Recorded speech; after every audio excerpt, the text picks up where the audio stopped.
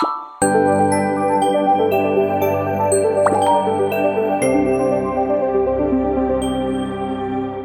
there, people of the internet. My name is Oduor Jagero, and this is Dialogues with Jagero. Today, I'm talking about friends. We are talking about family.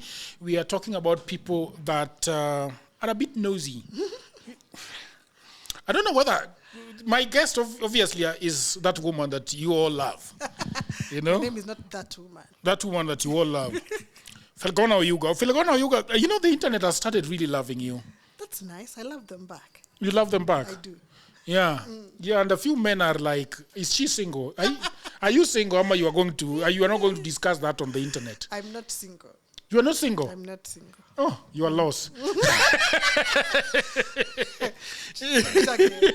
is it my loss? I don't know. Maybe they are dead. Okay, let me not say that. But there is a story that you told me that I don't know whether I should say it on the internet or I should not say it. Don't say it.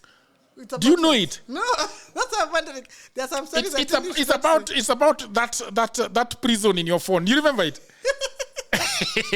They're not gonna see. It's about that prison in your phone. Yes. And you told me that a lot of people who are your relatives or your friends, they want to sort of police you. Okay, so censor you, yes. Police you, censor you, and do all these kinds of things. I remember when I was talking with Christine Mudhoni, she was telling me that when she said on my podcast that she had left church for one or two reasons, a lot of her friends were on her case. Why are you leaving the Lord? Why are you doing this? You go to the Lord, others don't want to go. Yeah? Yeah, just to go. You're not So, given more things because you carry that. You told me that you've got lots of people in a prison inside your phone. Now block. What is going on? What has been your experience with people who are trying to, in-laws, don't know who they are, aunties, whatever. Yeah. I think one thing many people must understand is, when you're an adult, you can do what you want. I have sound mind, so I'm not breaking the law. So you wonder why somebody will just wake up in the morning, whatever it is they are, and decide they want to police you. I've written about relationships for a long time. And when I wrote on the Star, because of the content, or my style of writing, you find that there are relatives who have taken it upon themselves to do the work of the Lord. That's how it always comes. Yeah. It's always disguised as, what do you think? Is it glorifying God? Yeah. What would your mother think? You're a mother. I know all these things. What's your problem? Yeah. And there are things that must be said. Just because you don't like it, or you can't say it, doesn't mean that it is wrong or I shouldn't say it. Yeah. So my thing has always been, okay, if you cannot manage what it is that I put out, I will not bring it to you. So you also stop finding it. Yeah. So I will help you. I'll block you. So you don't have to see it. But then now from then, if you now go looking for it actively, then that's your business and it should stay that way. Yeah. But then, I also have a story because I was raised up a Christian, and most of my friends usually laugh that that I was in a cult. Actually, Shaka was saying that I was in a cult. The one for you. Yeah, it is called Voice of Salvation and Healing Church. That's not the one for the Passion of Christ. Oh, that's a different. No, this is Voice of Salvation and Healing Church. It's a pretty very strict church. I was telling Shaka the other day that in Voice of Salvation and Healing Church, you cannot have a boyfriend. And that name is long. You can't just be. No, you can. You can call it. Voice and Healing. No. You cannot. You don't have to call it like that. You can actually. It's actually shortened to Vosh. Vosh. VOSH. It doesn't get any better.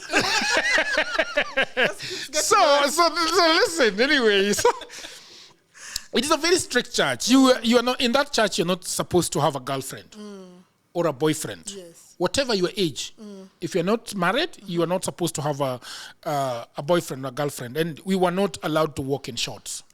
Even the men. Yeah, and the women were not allowed to plait their hair. You cannot put whatever these things, the nail polish, no makeup, no makeup, no nothing. Even if it is a shetani. So Shetani is so petty. yeah. So when I came to Nairobi, I sort of left that church and got into Anglican. And even in Anglican, there is a way that you're supposed to behave.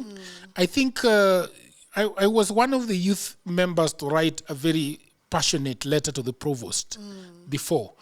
And when I showed it, one of my guys said, "No, you cannot write such a letter to the church. Yeah. Everybody that is heading the church has been put there by the Lord, so on and so forth." Yes. And when I started writing on social media, a lot of people started saying that, "Jagero, are you the one that we used to know as a born-again Christian?" This one is now everybody, even the people now at All Saints Cathedral or Anglican Church are just like, this is not. And I struggled with it, though. There is a lady who told me that I cannot date you because of the things that you write on social media. Because I'm a Christian, I don't think that you're Christian enough. So I cannot date you, I cannot marry you for the same reason. And do you feel like sometimes, because when you now decide that I'm going to block these people, or I'm going to make sure that they don't find the things that I am writing, are you blocking them so that there is peace, or what is the reason why sometimes now you want to write things and you don't want them to see those things? So I'm not blocking them so that they don't find the things, because the things and the interviews, whatever, are in the public domain. Yeah. I'm blocking you on my phone, because you cannot come to my phone to tell me how to behave. It's the phone that I've bought with my airtime that I'm using, and you are going to spend my time, and I'm not going to sit there and give you long explanations, because I'm an adult. That's my biggest thing. Is first, I'm an adult. I know what it is I'm doing. And if people could sit down a little bit and think just a little bit, then they would not be causing people a lot of these problems. If you believe what you believe, it's okay. There's a meme that I love so much. Religion is like a penis. It's good to have one. But when you start waving it in my face, there's a problem. Yeah. So I don't care what it is you believe in. Believe in a cow, frogs, angels, God, that's your problem. It's your personal problem. But then you can't turn around and then want to censor me because of what you believe or because of what you fear. Yeah. I believe God or the universe, whoever it is that is there, they cannot be that fragile that if I woke up today and said, this God is fake, now he's going to now lose it. Everything is going to be over and he'll want to run to his mother, whoever it is, and finish. Whoever made me knows how they made me. And they made me with whatever it is that I have. I'm curious, I'm confrontational, I'm assertive, so I question, I push. So whoever made me knows all these things. How can you then just want to come from wherever you are in your corner and want to censor me? So when I block you from my phone, it's because I don't want to deal with that. And I'm trying to respect you, even if you don't respect yourself, by coming to tell me such rubbish. Yeah. So I don't want a situation where I'm saying off-color things to you. Yeah. So if you find it there, then you read it. But then again, I always tell people, you don't have to read it. You don't have to listen to it. And you also don't have to agree with it. I don't know who told us somewhere that you must be agreeing with everything. We don't have to agree. Jagero, you and I hold very different views on very many different things. But we can't spend our whole life, every time we meet, I'm trying to convince you you're wrong and you're trying to convince me I'm wrong. Yeah? So I think a lot of these things needs a bit of growing up. I understand where it comes from, because a lot of our religion is based on fear. And people are so scared, and they are so scared even sometimes of even talking to you, because they feel like that thing that you're doing might trouble on them. I've said it openly also many times. I'm not a Christian. I'm not. What do you mean you're not a Christian? I mean, you are not a Christian? I'm not a Christian. I don't practice. I was born. Nobody asked me, but when I came, they started doing things to me. They baptized me. They did things, gave me some names, took me to church, but I've never really felt connected with it. So when I was old enough, now when my mother can't threaten me, because the caning was more real than hell. So I went to church because I would be caned if I didn't go, which was real. Do you think there is something fundamentally wrong with Christianity, and that is the reason why sometimes you feel like that it's not for you? Yes, I think there's a lot of it. And somebody said the other day, I'm trying to remember her name, but it's a writer. She said, the more you study religion, the more you don't believe in it. Because she was saying she studied religion and democracy, and she doesn't believe in either. Democracy and religion. Yes. So the more you study some of these things, the more you realize that these things don't make sense. And I wish a lot of us actually studied some of these things that we go around wanting to kill each other over. Yeah, we don't. In fact, I was telling somebody, you can justify a lot of wicked things with the Bible. Even boiling children, you can get a verse in the Bible and you'll find boiling children right. You know, raping women right. You'll find a lot of things. You know, enslaving people. All of it can be justified in the Bible. So how is it that the people who are the ones who are enslaved and impoverished, you know, been colonized, have been done what, are the ones who have taken this same thing that was used to justify all the wrong things? You know, to now, I'd rather kill Jagero, and I'd rather even not talk to Jagero ever. Can he say he's not a Christian? Or now these days he's saying 1, 2, 3 on the internet. I never want to talk to him again. I never. Meanwhile, that same Bible that is so contradictory says, love your neighbor as you love yourself. But that's the one thing they want to do. No, I can't love Jagero anymore. He's going to hell. Don't judge. I'm now the biggest judge. Yeah? You don't believe that Jesus is coming back? If he's coming, let him just come then. It's not my world. It's not your what? It's not my world. I don't deserve some admission here. I think it's a beautiful thing that Jesus is coming back. I think it's such a beautiful thing that this man that did not have a girlfriend, this man that never got married and saved the entire world is coming back. You have to stop and think about it for a moment. Those are good stories, and they're good stories to tell children. But when you've reached a certain age and you have seen things, it's very hard to believe that there's somebody sitting somewhere in the sky waiting for us to do wrong things so that he can come and send us to hell. I mean, we live in hell. I don't know where people live in. You think? That's interesting, man. We are in hell. Think about Shaka was telling me the other day that living in a man's world is hellish.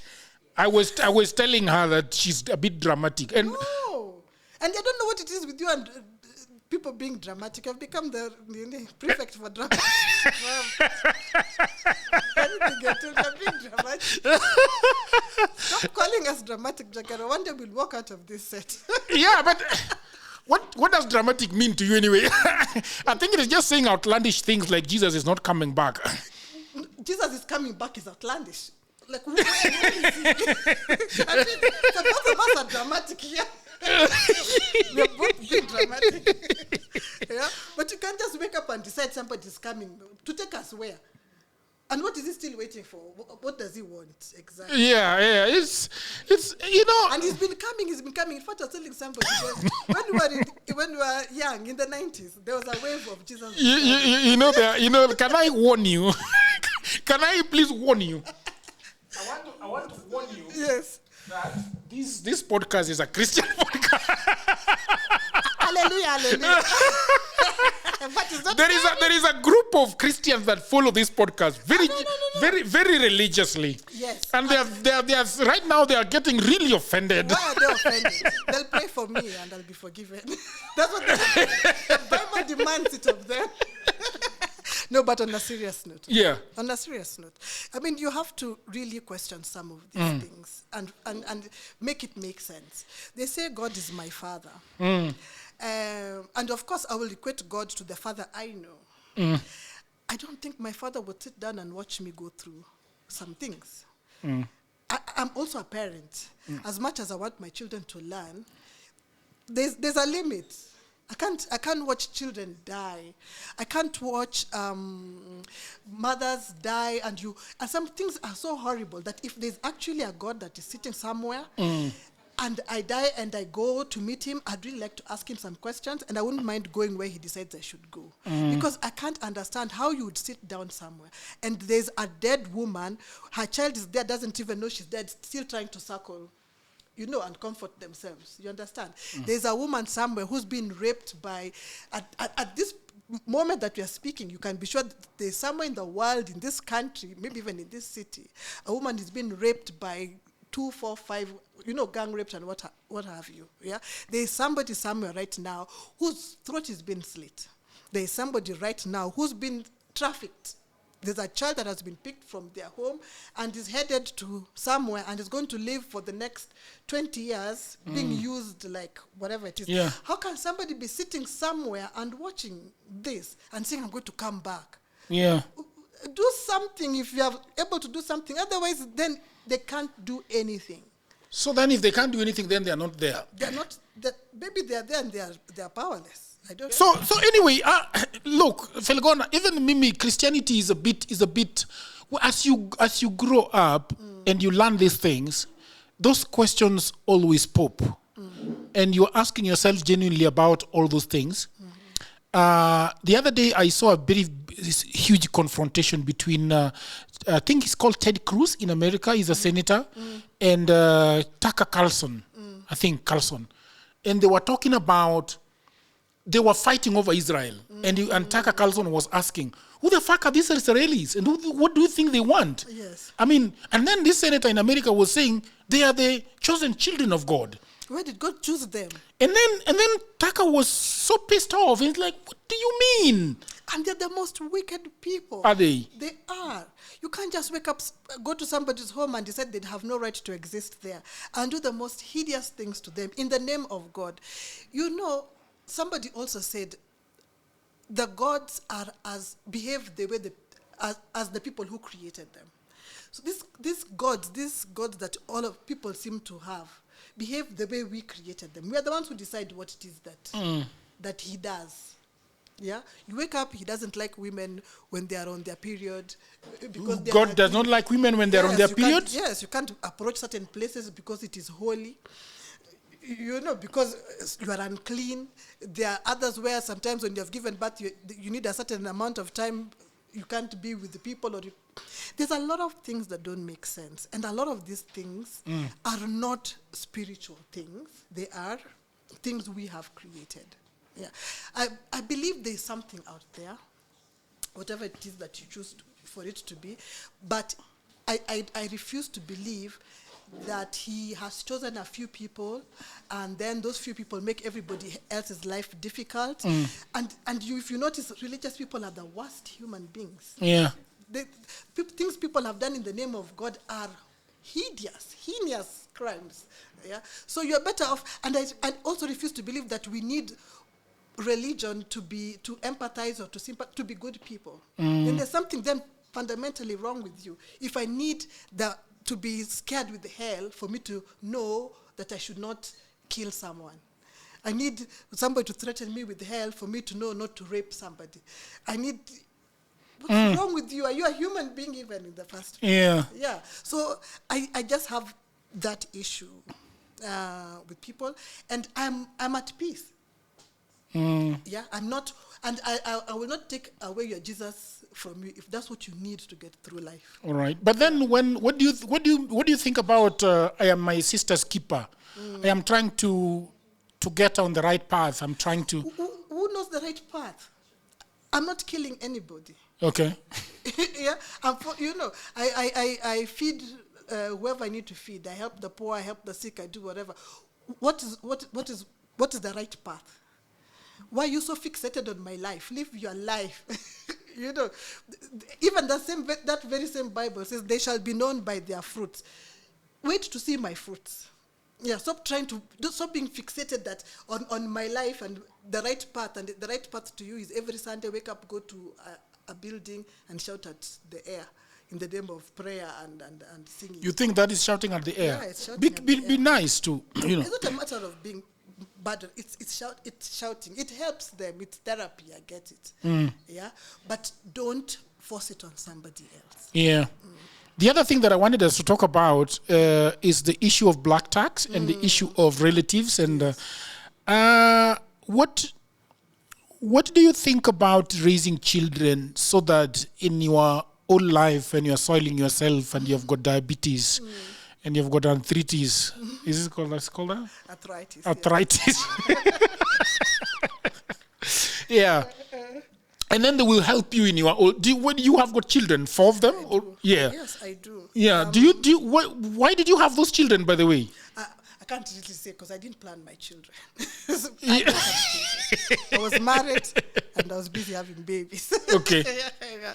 So, but okay, you see, the idea of community, I think, has just been warped. Maybe because of a lot of things that have changed. But in the old days, I believe people had children not just for them to look after you, but it was also like labor. You needed continuation of a family and things like that. So then these days now, people have kids and they hope it kind of becomes their what do you call it?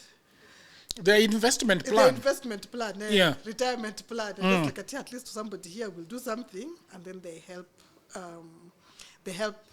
the rest or help me back home. I think children should help their parents or relatives, or relatives should help each other. That should happen because you'd help anybody right now. If somebody came to Jagero, I don't have food, you would give them food if you have it.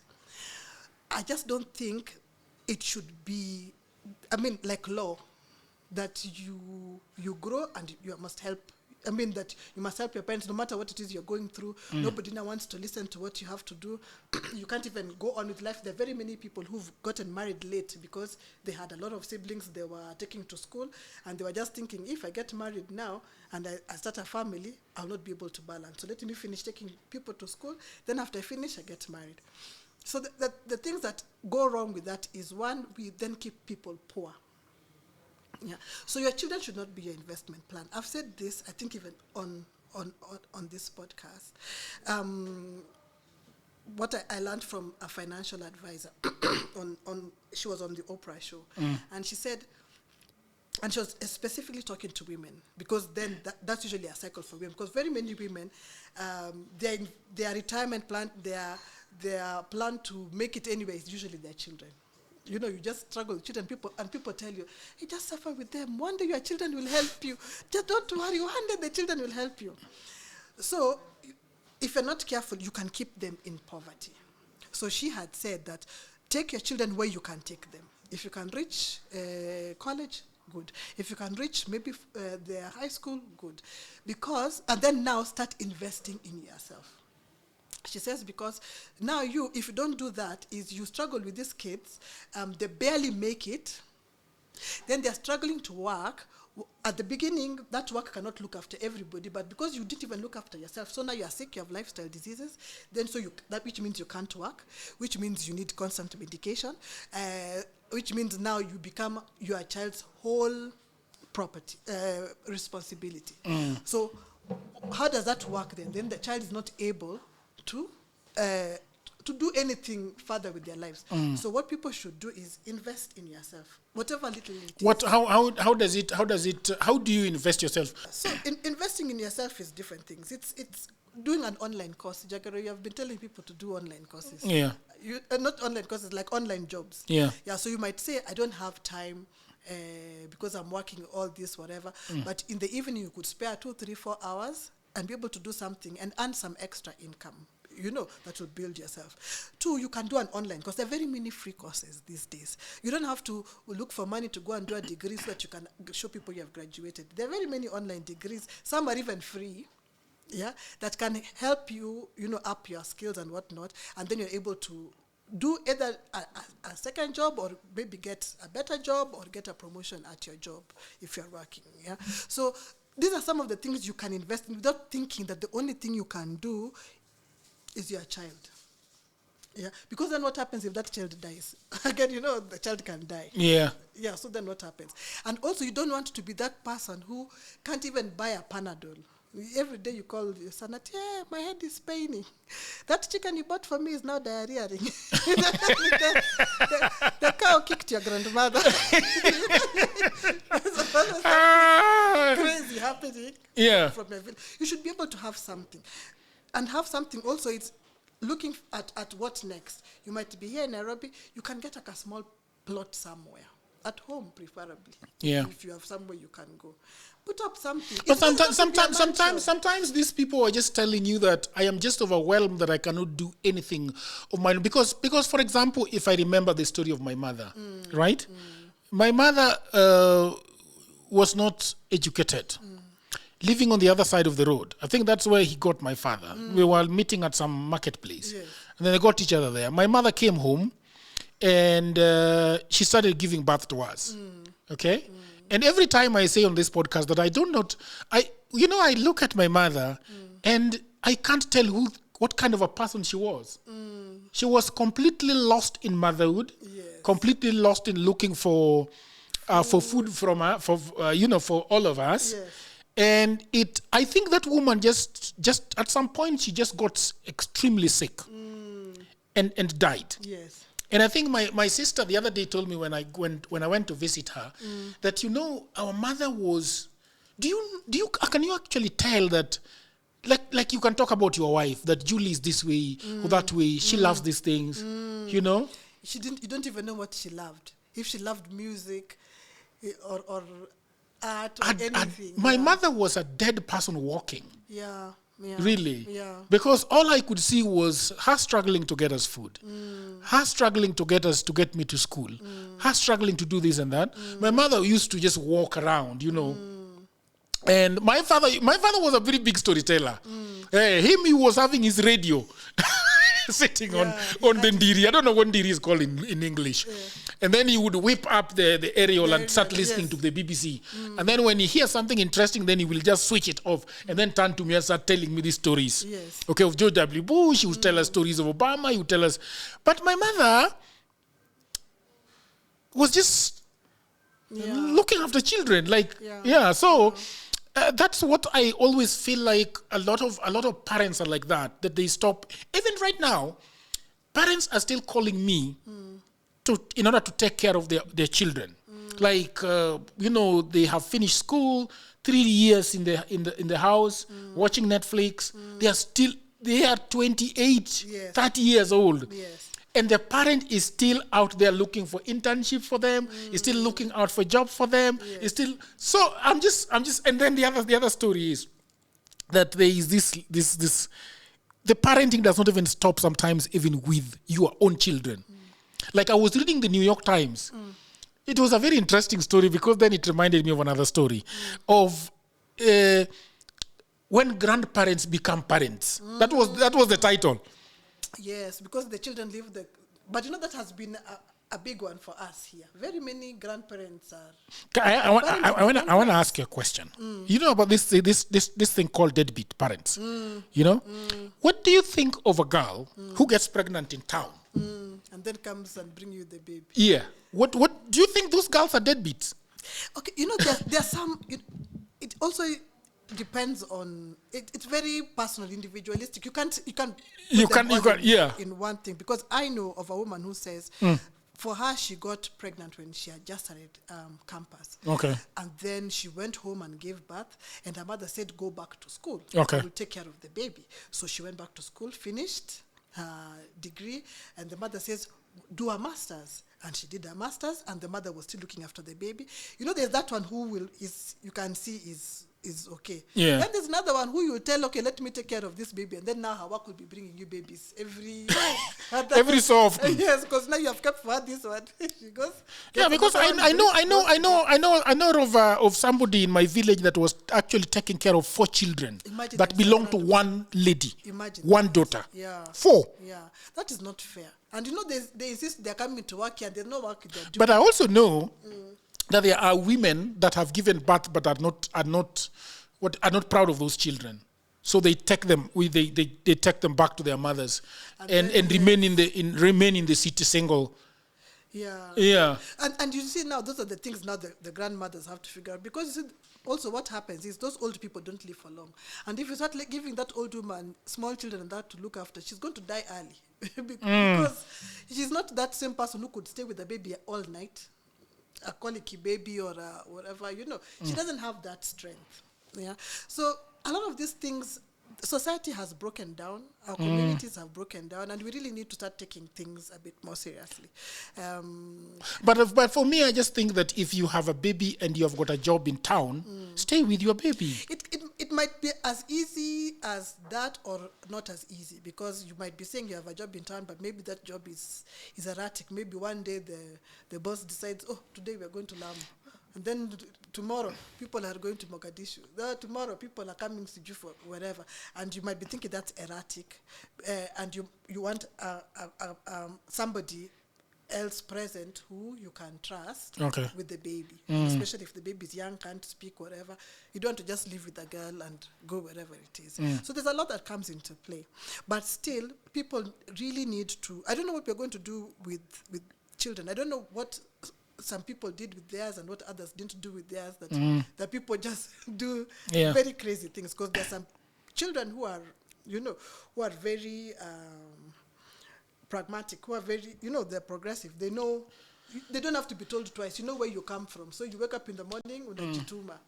Then there's another who knows where they come from, but in their heads they think they are rich kids and want to sit doing nothing. Yeah. So there's a lot of crazy dynamics. There are again parents who are now pressurizing their children. There are children who are saying they cannot even enjoy their salary, because the minute it's like that woman knows, your mother knows the minute it enters I once was in the office with a friend of mine, and I am with her, and she's putting her phone on the desk, and the phone is ringing, and I can see it's written Dad. It's ringing, and she turns it. Okay? And then kidogo, the phone starts ringing again. It's the dad. And I'm telling her, why are you not picking your dad's phone? Yes. Or it is another dad. That's dad's. and she tells me that, Jagero, I don't have a job. Yeah. I rely on my husband. But these people think my husband is their son. So everything. Yes. They want everything. Oh dear. This man is already doing so much. But you cannot call me that you're in Kisumu drinking with your friends. I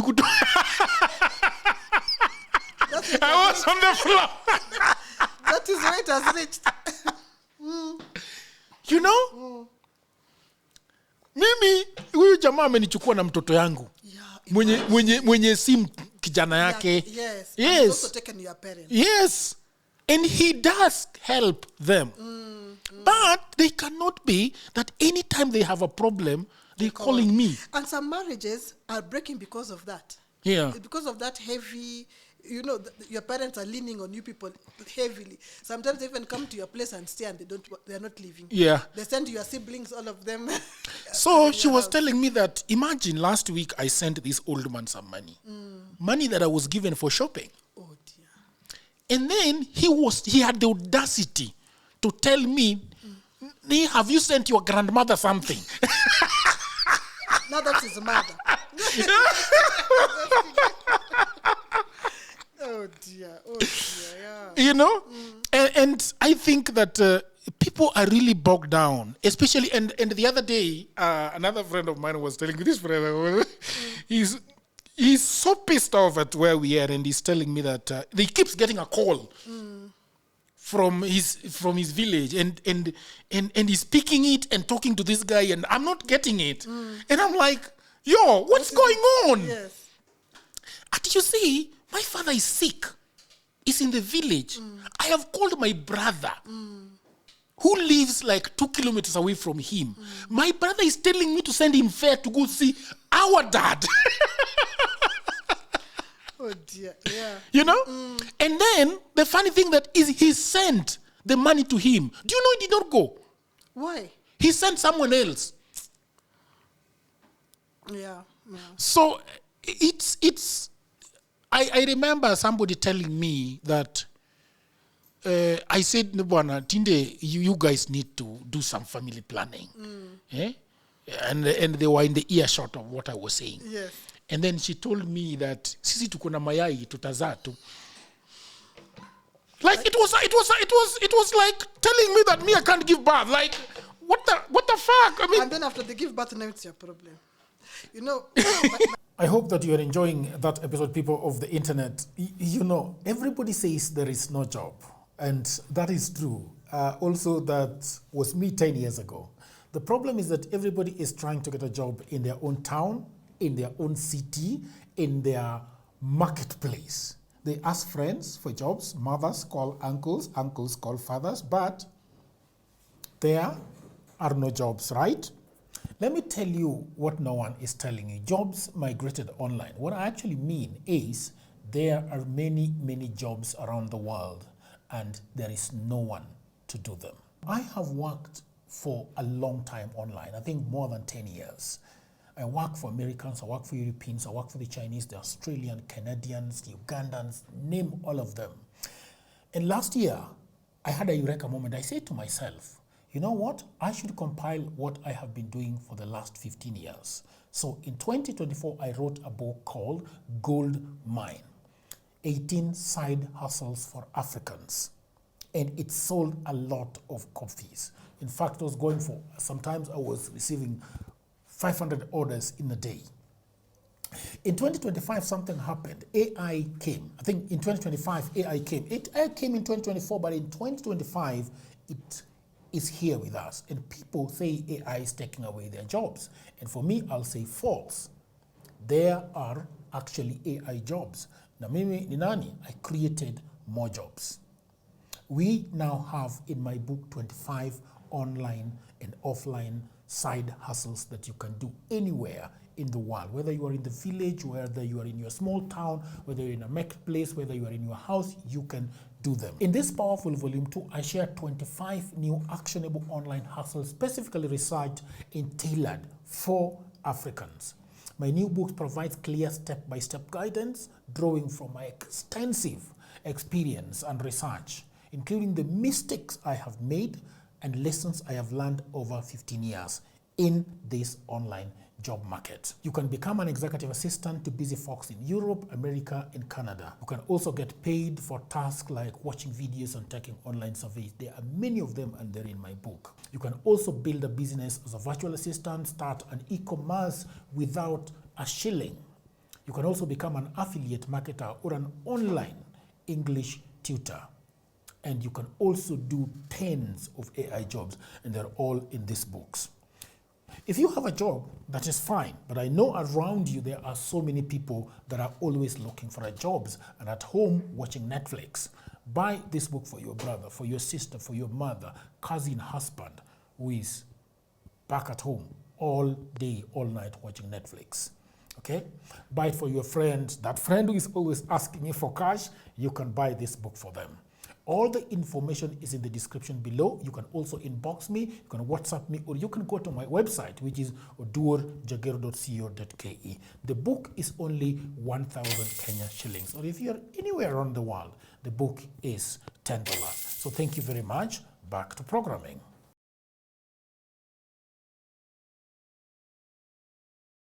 So my dad, one day somebody called my dad at night and said, hey, my wife is giving birth. We need money. You didn't buy. My father asked him, you found out today that my wife was giving birth is not an emergency. You have 9 months. Giving birth is... Nobody just told you that, wow. Yeah. The baby's coming, give birth now. It is not an accident. Yeah, it's like, Danny, what have you been doing for 9 months? Yeah, but you see, we need to... Well, we are on a podcast. So we need a situation where everybody carries their weight, because people are getting so frustrated by family and choosing to keep away, which is not fair, you know.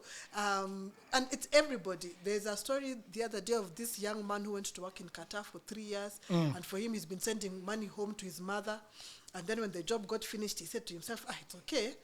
I have some money I've been sending to my mother. It must be this much now. I can go home and even start some business. To come home, the mother's been giving it to the church.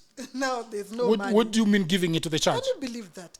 3 years, this young man was saying he's depressed because he doesn't know that he wants to kill himself. You have worked like a dog, 3 years, the work is finished. You've come back thinking at least there's something we can start from. There is nothing. But I also feel like people should actually know where to put their money. Yeah. I think your relatives are not the best bankers. And I think also, but you see, the problem also is because we come from a society where we are scared of saying no, and especially if it's your elder. Yeah. Remember, these Gen Zs now don't care. These ones don't, they say no. These ones, they don't care. But for us coming up, there's no way your aunt could call you and to say no. For sure. There's no way your uncle or your grandmother, your mother, whatever, you'll even borrow. Yeah. And now I think even that, because you are borrowing, they think that you have it. So now they just want to call you anytime.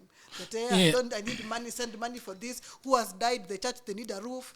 There's always something happening in the village. The church is always needing a roof. I don't understand. I don't understand. The church is always needing something. I mean, can they finish these buildings? And God because even Kinaruto are always, fundraising for churches. I'm wondering, when is this? And God has gold in heaven. They don't finish. They don't. Anyway, the other problem I've also encountered is the issue of not just relatives, but village. I don't know if you go to the village, but I have really had a problem with villagers that think they took you to school. So when I was growing up in the village, something used to happen, and I used to wonder why. So there were guys that were working in Nairobi. Yes.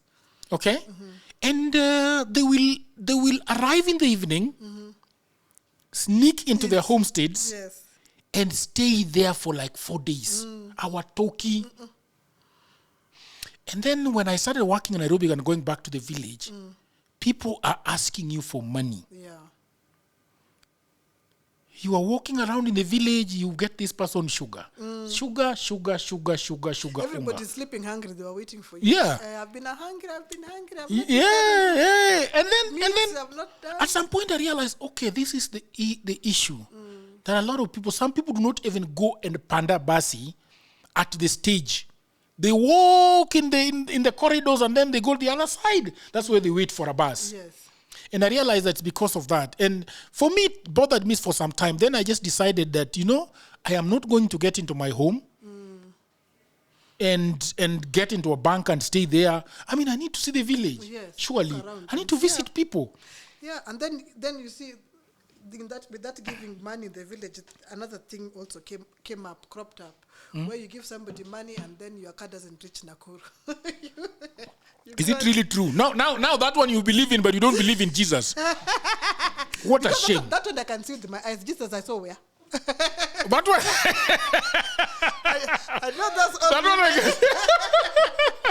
That one you can see with your eyes. That one I can see with my eyes. When I'm told that one, she has a snake, and sometimes I really struggle to believe that. By the way, I really struggle because the other day my friend was from America and he got an accident in Nevada and he was telling me on phone that jodalago jo maricho sana, jodalago jo maricho sana, jogo tieka.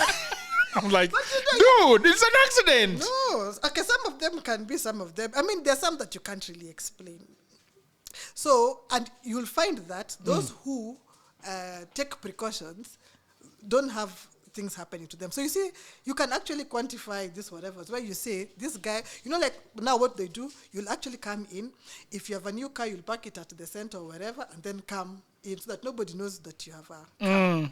Yeah, so you'll walk in and you'll stay in there, and the day you're leaving, you also don't say you're leaving. You're just pretending at hey man, leaving. No, I'm still here. I'm still put on tier. Yes, I'm just going to see Siju Huda, and you are gone. When I used to have a lot of problems with my foot, a lot of people used to tell me, "Hey, and it used to bother me a lot. It really used to bother me that somebody has actually decided to go to a yoga, to a witchcraft, to hurt my legs. Even my grandmother, my mother-in-law was like, have you... And I'm like... And how did it stop? What happened? It has not really stopped. It has really... I was told how to manage it medically. Yes. And it has really gotten better. But at some point, actually, I thought that my no, I never thought about that. But I thought I was so afraid of losing my legs. Because at some point in 2020, I think I went for a whole year without driving my car. I couldn't drive it. Like I would feel so much pain in traffic that I would just want to park that car and abandon it. I had to go for an operation. Yes. On both legs. Yes. So, but then I never believed that somebody has actually lifted my legs. Direct translation.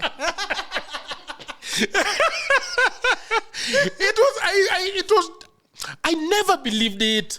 I know, but okay, everybody. the stories are fascinating, I won't lie. Yeah. But when you put them, there's some things you put 1, 2, 1, 2, and you start wondering. Yeah, but also you realize sometimes you look at the way people move. And I don't know whether when you believe in something for so long, it begins to happen to you. Because you remember there's a guy who was telling me that I don't know whether he told me in this podcast that there is something that he really regretted doing. That they decided to prank their schoolmate. Yes.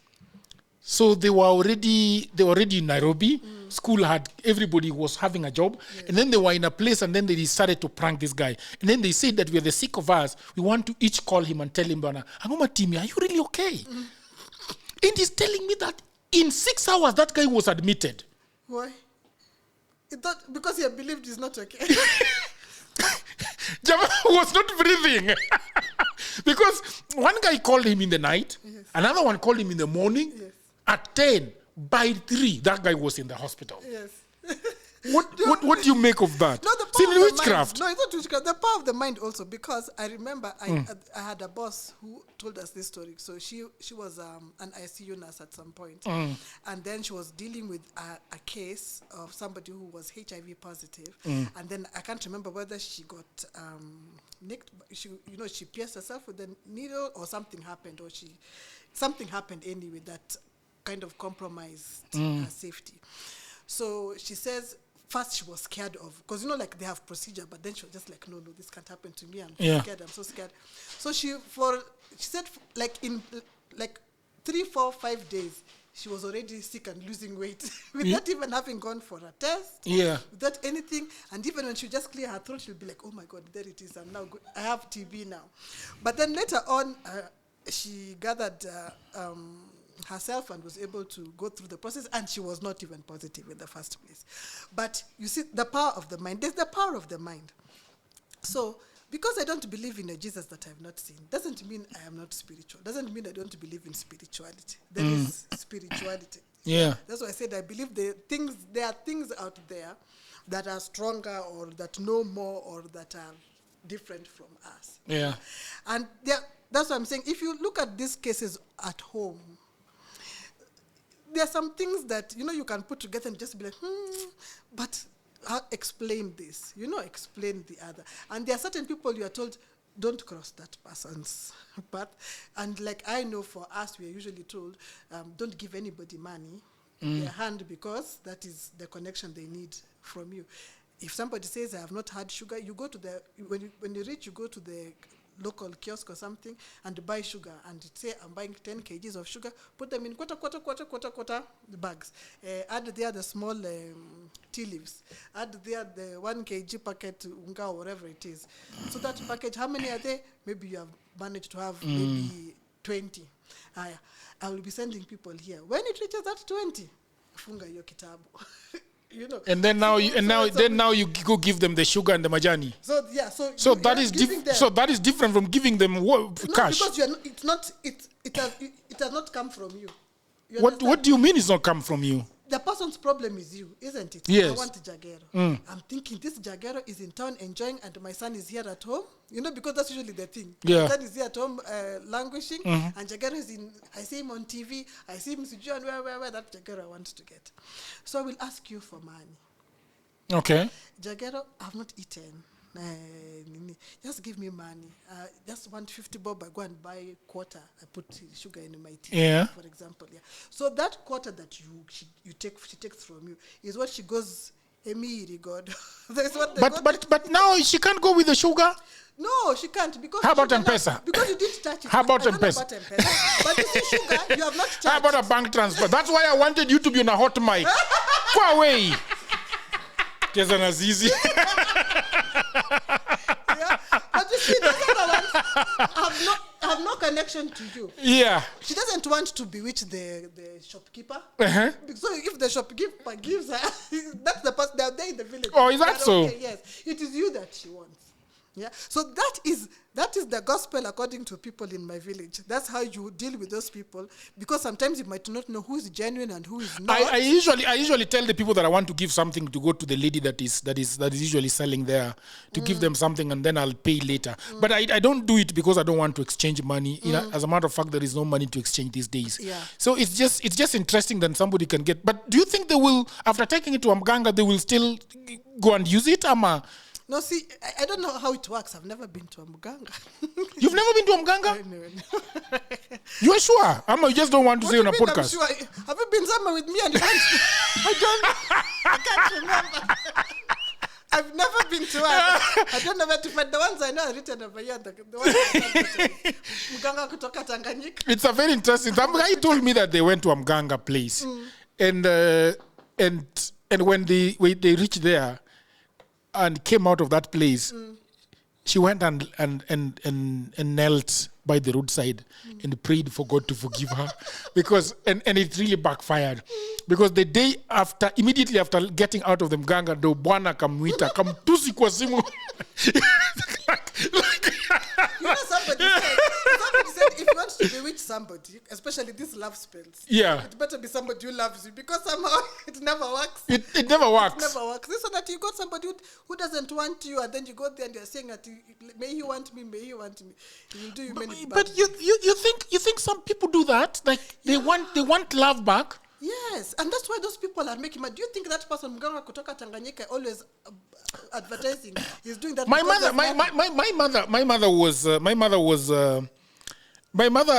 when my father got the second wife, my sister used to tell me that my mother really walked around. And I don't know whether the second wife left because of her shenanigans. Let me tell you, the closest I've come to a Muganga is going to those prophetess who tell you to pray at hours of the night.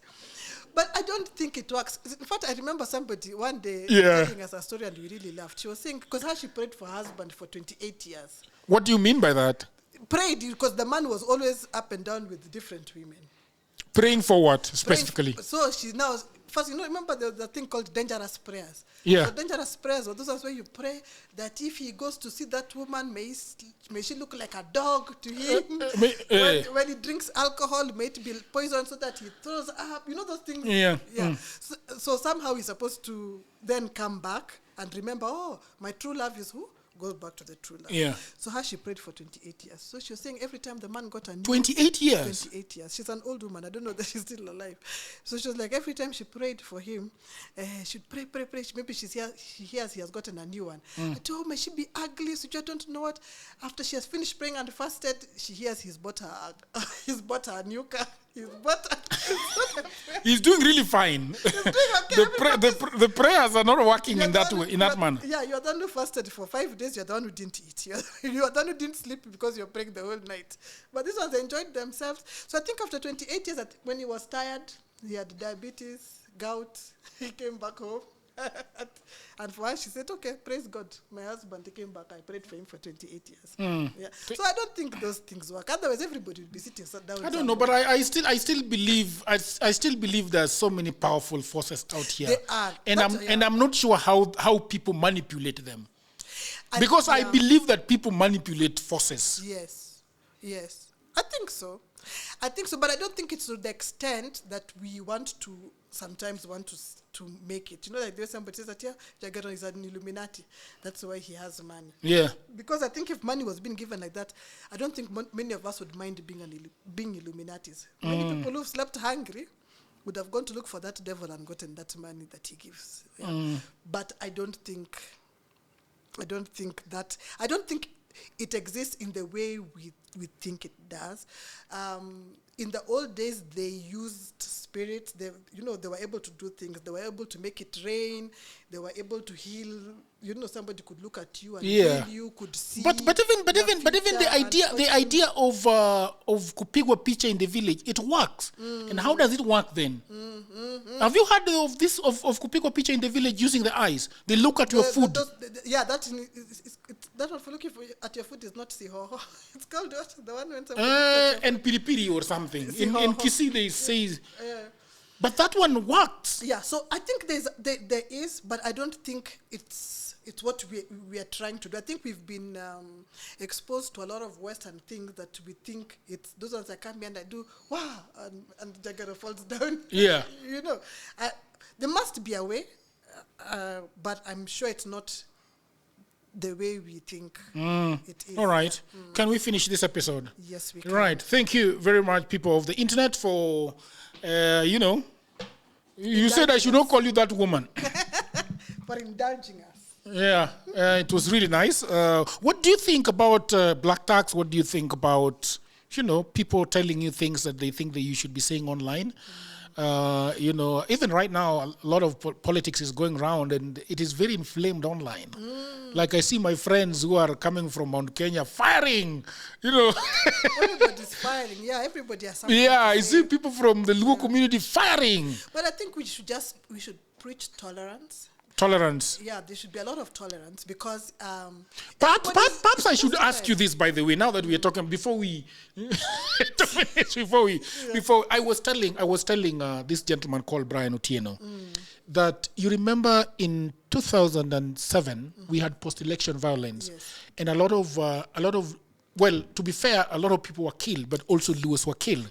But in 2013 a lot of Luo bodies were humiliated. And I remember the people when there were riots and people coming out of the streets and saying that, you remember the government picking up some drunkards as the Nairobi business community, yes. With long hair and looking shaggy. Yes. Yeah, and saying that these people are messing up with our businesses.